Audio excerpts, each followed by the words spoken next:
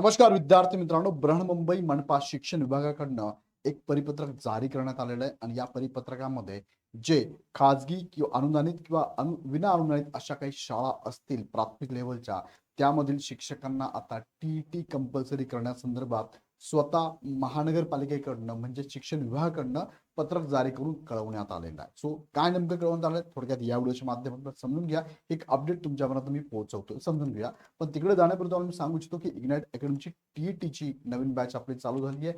Drona 9.0 batch आहे, live plus record batch आहे, ज्यामध्ये सेपरेट बॅचेस अवेलेबल आहे. बॅचचं वैशिष्ट्य तुम्हाला 5,000 प्लस विद्यार्थ्यांचे रिझल्ट देणारी टीम तुम्हाला इथे शिकवणार आहे. टॉपिकनुसार आणि लेक्चरनुसार पीपीटी नोट्स तुम्हाला अवेलेबल आहे. लाईव्ह क्लासमध्ये डाऊट क्लिअरिंग सेशन पण अवेलेबल आहे. प्रत्येक शनिवारी डाऊट क्लिअरिंग सेशन पण असणार आहे.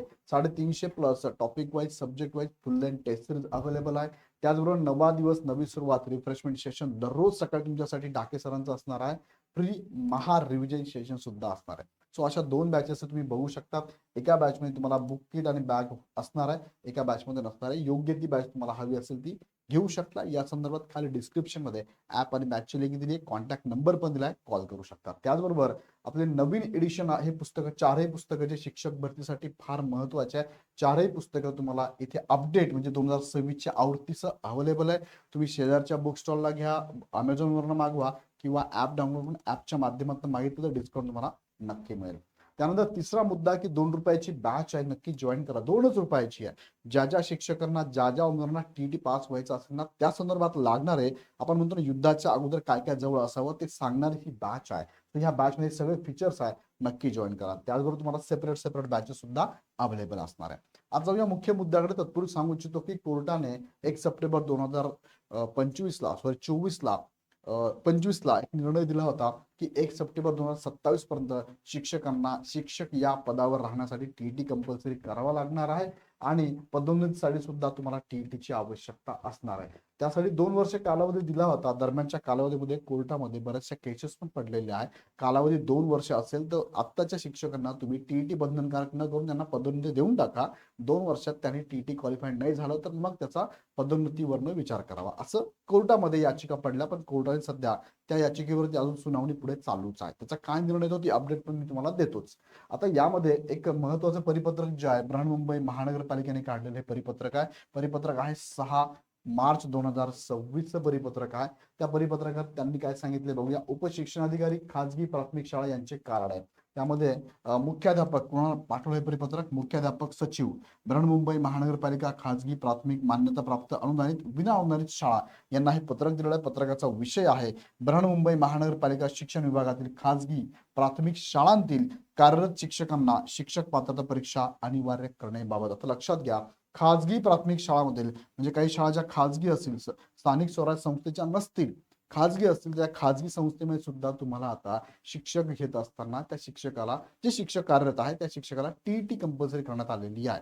म्हणजे प्रायव्हेट स्कूल असेल तुमची, तिथे पण 1 ते 8 वर्गासाठी जे शिक्षक आहेत, शिक्षक म्हणून नेमणूक झालेली आहे, त्यांना आता टीटी कंपल्सरी आहे. जसं की काही संस्था आहे, जसं की रयत शिक्षण संस्था आहे, त्या ठिकाणी पण जर 1 ते 8 वर्गाला शिक्षक असेल तर त्यांना सुद्धा इथे टीटी कंपल्सरी करण्यात आलेली आहे. बरोबर आहे.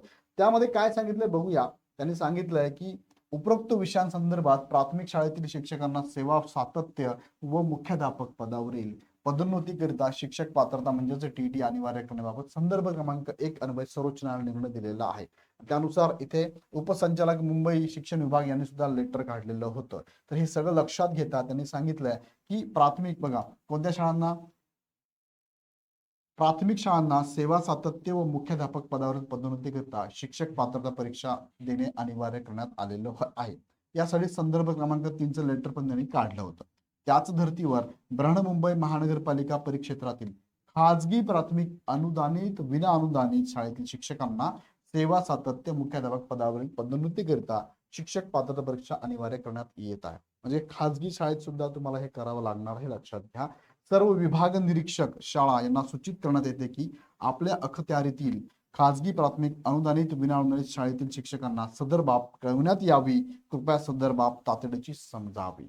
म्हणजे सगळ्याच लेवलला तुमचं स्थानिक स्वराज्य संस्था असेल किंवा खाजगी असेल त्यांना टीटी कंपल्सरी करण्यात आलेली आहे, असंही कोर्टाने निर्णय दिलेला होताच.